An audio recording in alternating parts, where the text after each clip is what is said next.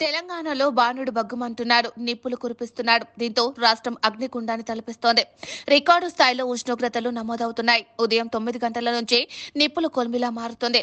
తీవ్రమైన వడగాలులు వీస్తున్నాయి. మరో 2 రోజులు రికార్డు స్థాయిలో ఉష్ణోగ్రతలు నమోదయ్యే అవకాశం ఉందని హైదరాబాద్ వాతావరణ కేంద్రం తెలిపింది. కొన్ని జిల్లాలకు ఆరెంజ్, యెల్లో అలర్ట్ జారీ చేసింది. ప్రజలు బయటకు రాకుండా ఉండటమే మంచిదని తెలిపింది. తప్పనిసరి రావాల్సి వస్తే జాగ్రత్తలు తీసుకోవాలని సూచించింది. ఇక తెలంగాణలో గురువారంన రికార్డు స్థాయిలో ఉష్ణోగ్రతలు నమోదయ్యాయి. 6 జిల్లాల్లో 45 డిగ్రీలకు పైగా ఉష్ణోగ్రతలు నమోదయ్యాయి.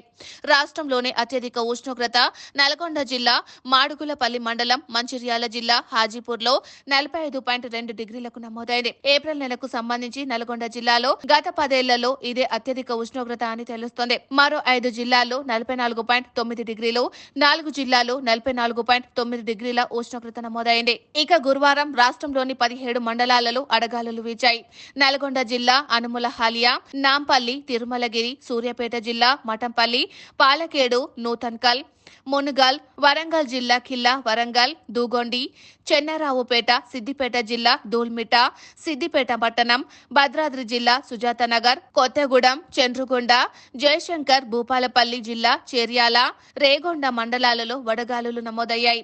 ఇక ఏప్రిల్ 19, 20 తేదీల్లో రాష్ట్రంలో ఉష్ణోగ్రతలు మరింత పెరుగుతాయని వాతావరణ శాఖ హెచ్చరించింది. ఈ మేరకు ఆరెంజ్ అలర్ట్ జారీ చేసింది. అన్ని జిల్లాల్లో ఉష్ణోగ్రతలు 41 నుంచి 44 మధ్య నమోదవుతాయని తెలిపింది.